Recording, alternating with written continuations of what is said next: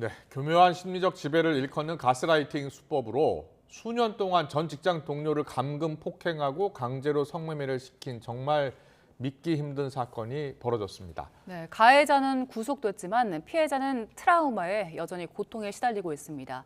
이 가스라이팅 범죄 잊을만 하면 터지고 있는데요. 대책은 없는지 이수정 경기대 범죄심리학과 교수와 짚어보겠습니다. 어서 오세요. 어서 오세요. 네, 안녕하십니까. 네, 믿고 의지했던 회사 동료 언니여서 더 충격적인데요. 네. 처음부터 의도를 갖고 접근을 했을까요? 지금 이들 간의 관계는 한 10년 정도 지속이 된 걸로 알고 있는데요. 네. 10년 전에 이제 피해 여성이 굉장히 낯선 지역으로 이제 이주를 해서 거기서 직장을 다니게 된 예. 과정이었던 걸로 보입니다. 그렇기 때문에 처음에는 다 낯설면 주변 사람들에 의해서 그렇죠. 그 지역의 이제 연고자들에게 도움을 받잖아요. 예, 예. 그런 과정 중에 알게 된 언니였던 걸로 알고 있고요. 그런데 그렇기 때문에 처음부터 그러면 이 그 나이 어린 여성을 이용을 하려고 했던 거냐? 그건 아마 아니었을 거예요. 네. 그런데 집중적으로 이제 아마도 거주지를 합치는 시점이 아마 있었을 겁니다. 그때부터는 지금 이런 어떻게 보면은 좀 이렇게 학대, 뭐 착취 네. 관계가 시작이 됐을 걸로 보이는데 그게 이제 10년 중에 한 3년 정도 피해가 집중돼 있거든요. 네. 그렇군요. 아마 그때부터는 거의 뭐 종속 관계가 유지됐던 것 같다 이렇게 보입니다. 예, 네, 예. 가스라이팅 범죄가 정말 반복적으로 계속되고 있는데 네, 네. 가스라이팅, 갑질, 그리고 그루밍 범죄도 있잖아요. 네, 그 네. 세 가지가 어떻게 다른가요? 뭐 유사한 메커니즘이 있습니다. 뭐 일단은 이제 피해자가 좀 취약한 어떤 뭐 피해자가 취약한 부분을 공략한다 이런 차원에서는 비슷한데요. 네. 갑질은 일반적으로 이제 직장에서 많이 일어나고 상하관계가 분명하고 가스라이팅도 상하관계가 분명하지만 꼭 직장에서 일어나는 것은 아니고요. 네. 많은 경우에 이제 가스라이팅 범죄가 많이 일어나는 경우는 인티미트 파트너, 연인이나 이제 배우자, 혼인 관계 이런 네, 경우에 네. 가스라이팅이 많이 일어나고 그리고는 아까 말씀하셨던 그루밍 범죄는 대부분 피해자가 아동입니다. 그렇기 때문에 약간 양상은 차이가 있는데요. 그러나 제일 이제 가스라이팅의 핵심은 뭐냐면 이 심리적 지배, 다시 말해서 판단 능력을 잃어버린다는 거예요. 거의 심리적인 공황 상태에 이르게 되어 네. 결국은 합리적인 의사 결정 능력이 완전 부재한 상태로 가해자가 착취하는 대로 결국은 뭐 몸을 맡기기도 하고 또는 정신적으로 의존하기도 하고 이런 상태가 되는 것이다. 이렇게 보시면 되겠습니다. 심리적으로 지배를 당하려면 네. 그 상대방한테 평소에도 심리적으로 뭐 내밀한 이야기를 많이 하거나 그런 의존도가 좀 높았을 수도 있겠어요. 네, 의존도가 결국에는 높아집니다. 처음에는 의존도가 높지 않았어도 굉장히 관계를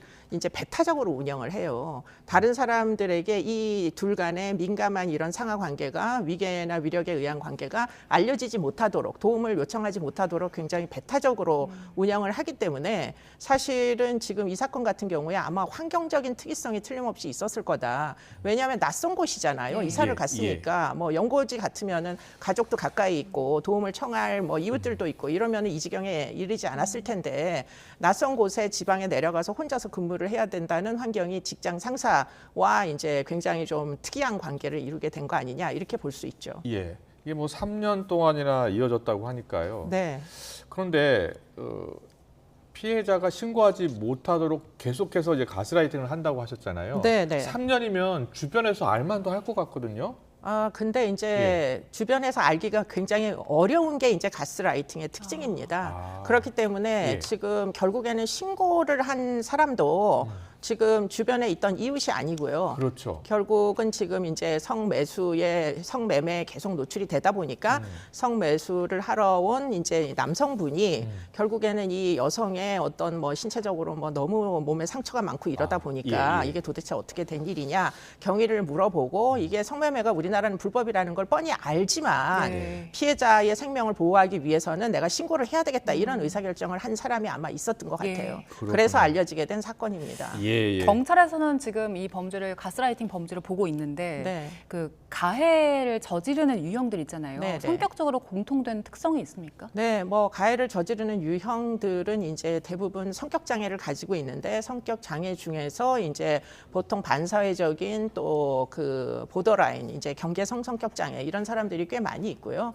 그러다 보니까 이제 굉장히 자기를 과잉으로 지각을 하고 나는 전지전능하다 이런 이제 자기 중심적 사고를 하고 그리고는 자신의 지위를 피해자가 맹목적으로 따라하기를 이제 원하는데 만약에 그것과 위배되면 아주 심한 처벌을 하게 됩니다. 그렇기 때문에 이 피해자의 경우에도 상습적으로 폭행에 노출이 돼서 소위 이제 거의 고문에 가까운 피해에 노출이 됐던 것으로 보이고 이 사람들은 이제 피해자의 어떤 비판 능력, 이제 자유의지 이런 거를 완전히 인정하지 않습니다. 그렇기 때문에 피해자가 싫다고 해도 이런 걸 인정을 해주지 않고 그것을 체벌이 뭐 어떤 대상으로 삼고 이러다 보니까 어떻게 보면은 왜 가정폭력 피해 여성들 중에 폭력적인 관계가 너무 지속이 되고 아무도 도와주지 않다 보니까 매맞는 여성 증후군이라는 게 존재하잖아요. 그런 비슷한 심리 상태가 된다 이렇게 보시면 되겠습니다.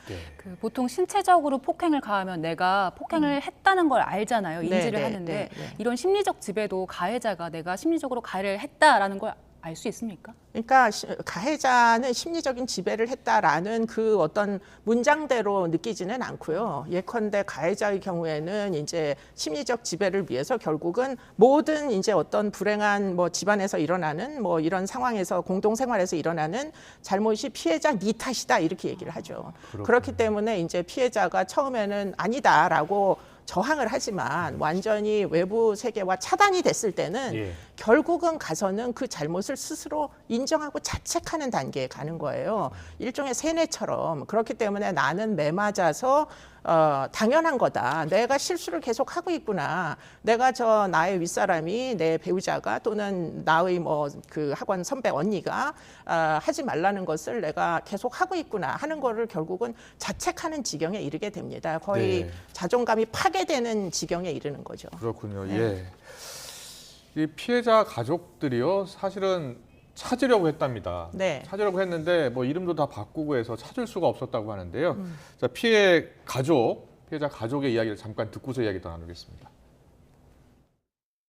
동생도 부모님이 아시면 많이 진짜 힘들어하실 것 같다고 부모님은 몰랐으면 좋겠다고 엄청 벌벌 떨고 있습니다. 트라우마가 뭐 아마 상당히 오래 갈 것 같아요. 대인기피증도 있고 지금 일단 사람 만나는 게 무섭다고.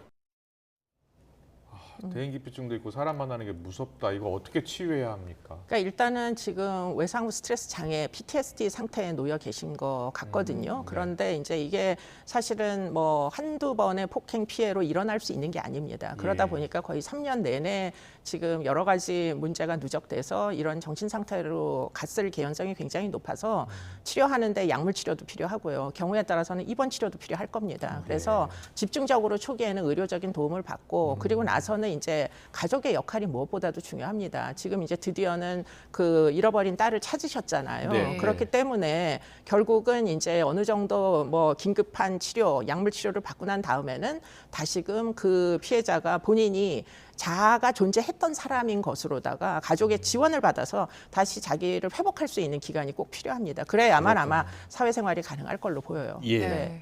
이런 경우에 근데 그 가족들도 어느 정도 치료가 필요하지 않을까 싶은 생각도 들어요. 그러니까 일단은 가족은 자신의 이제 이 그 자녀일 수도 있고 여동생일 수도 있는데 아마 사라졌다고 생각을 아마 했을 거예요. 연락이 안 되니까. 그렇기 때문에 다시 찾은 상태에서 지금 이렇게까지 처참한 이제 상황인 것을 아마 틀림없이 가족분들도 자책을 하시겠지만 지금 가족 탓은 사실 아니다. 이렇게 생각하시는 게 피해자를 지원하는데 현저히 도움이 될 겁니다. 네, 이번 사건 보면서 얼마 전 있었던 계곡살인 이은혜 사건을 많이들 네. 기억하실 겁니다.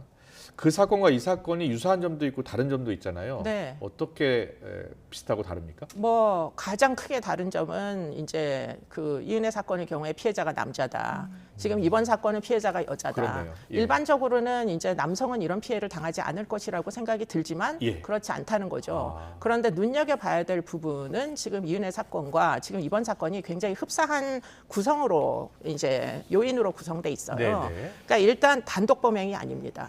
여러 명의 공조했던 공범들이 존재해요. 그리고 공범들이 돌아가면서 이 피해자의 피해로 얻은 경제적인 이득이 있어요.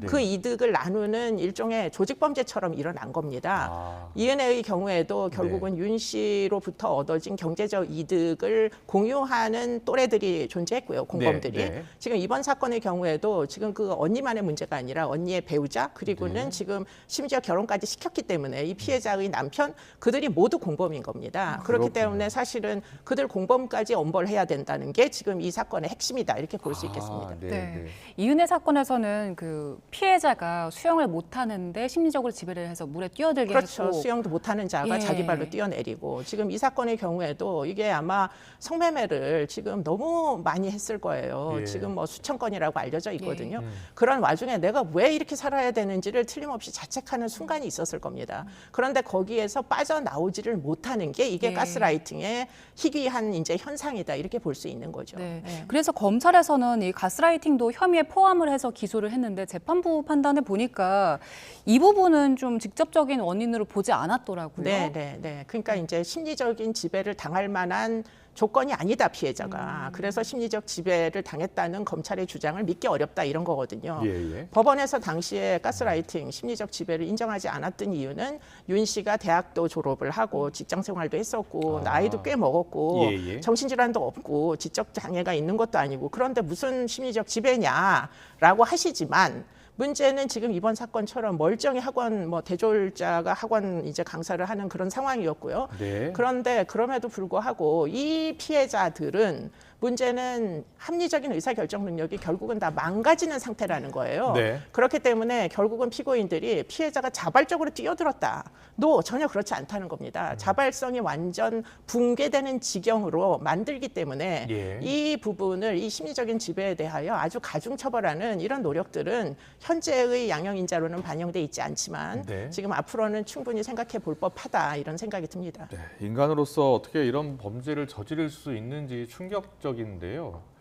지금 가해자 공범들이 있고 다 처벌받아야 된다고 하셨잖아요. 네. 그렇다면 실제로 아까 양형 얘기하셨는데 네. 어느 정도의 수위의 처벌을 받습니까? 지금 아직은 뭐 이런 범죄에 딱 하나 적용되는 죄명이 있다 이렇게 보기는 어렵습니다. 그렇습니까? 그런데 이제 뭐 중강금인데 이제 치상이 있으니까 그 정도가 아마 출발점으로 보이지만 이게 뚜껑을 열고 보면 뭐 수도 없이 많은 이제 성매매 알선 강요가 있었고요. 예. 그리고는 폭행도 수없이 많이 해서 결국 얼굴에 뭐 있었던 상해 때문에 네. 지금 신고가 된 거잖아요. 그러니까 상해도 상습 상해가 있을 개연성이 높고 그렇게 상해죄를 이제 적용할 만한 사건에서 모두 사실은 일명만 폭행을 한 게 아니고 예. 여러 명이 뭐 특수 폭행이죠. 공범들이 한꺼번에 이 사람을 괴롭혀서 결국 뭐 정신적으로 붕괴되기에 이른 것이기 때문에 그 모든 죄명을 다 한꺼번에 적용을 한다면 아주 뭐 심각하게 형량이 나와야 되지 않겠느냐.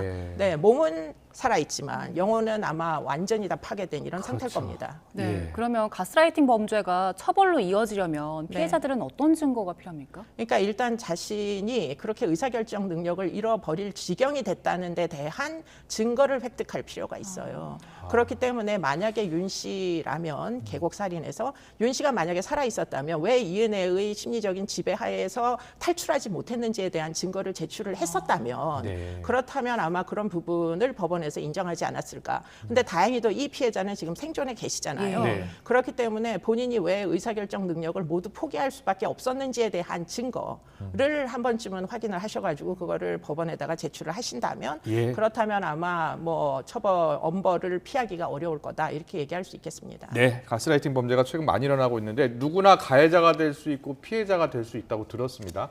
언제 어떻게 내가 가스라이팅을 당하고 있다는 것을 판단할 수 있는 겁니까? 그러니까 일단은 내가 이견을 제시했을 때 그 이견이 전혀 수용되지 않고 그것에 대해서 오히려 폭행 등 차라리 이견을 제시한 데 대한 어떻게 보면 보복 폭행이 있을 경우 그래서 타인과의 관계를 끊어놓으려는 시도가 있을 경우 지금 가스라이팅은 배타적인 관계에서 일어나요. 그렇기 친밀한 때문에 관계에서 친밀한 관계에서 다른 사람을 못 만나게 하는 데서 완전히 가둬놓고 일어나기 때문에 지금 그런 종류의 시도가 있다면 나는 지금 어뷰스 당하고 있다 이런 생각을 한 번쯤은 해보시는 게 필요하다 이렇게 보입니다. 네. 가해자도 자신이 가해하는지 알 거 아닙니까? 압니다. 대부분 아는데요. 인정을 일단 명시적으로는 하지 않습니다. 가해 행위를 하면서 너 때문이다 이렇게 얘기한다니까요. 그렇기 때문에 가해자에게 무엇을 기대하기보다는 피해자가 좀 더 각성하고 그리고는 제가 꼭 드리고자 하는 말씀은 이런 상습적인 폭행, 폭력 관계, 배타적인 관계가 있을 시에는 우리가 지금 가정폭력 처벌법에만 임시조치 등이 있어가지고 뭐 가해자를 분리시킬 수가 있거든요. 네. 그런데 이제는 꼭 뭐 부부관계에만 그런 거 하지 말고 지금 이렇게 굉장히 특이한 어떤 뭐 배타적인 관계에서 상습폭행이 일어나는 경우에는 네. 임시조치를 요청해서 법원에서는 발부할 수 있게 그래야 지금 이 지경이 되기 전에 이 피해자를 구조할 수가 있지 않겠어요. 그런 네. 노력들도 좀 해주셨으면 좋겠다. 마지막으로 짧게요. 네. 이 경우는 가족들이 몰랐잖아요. 네, 주변에서 네, 이 가스라이팅을 이 사람이 당하고 있는 것 같다 구해줄 수 있는 방법, 알아차릴 수 있는 방법 있습니까? 제가 안타까운 부분은 지금 수천 건의 성매매를 아마 앱을 통해서 했을 거예요. 그러면 그 성매수를 했던 사람들은 아마 이 여성이 정상적인 상태에 놓여 있지 않음을 알았을 겁니다. 그럴 수도 있겠네요. 그렇기 때문에 예. 사소한 불법을 저지르더라도 더 중한 범죄를 발견하였다면 어렵지 않게 신고할 수 있게 해주셔야 돼요. 그렇기 때문에 익명신고제도 이런 것들을 좀 더 활성화할 필요가 있습니다. 네. 뭐 스토킹 범죄도 많이 늘어나고 있고요. 가스라이팅 범죄까지 여러 가지 제도적 보완의 필요성을 계속 강조하고 있는데요. 국회가 이럴 때 일을 좀 해야 될 것 같습니다. 오늘 말씀 여기까지 듣겠습니다. 이수정 경기대 범죄심리학과 교수와 함께했습니다. 잘 들었습니다.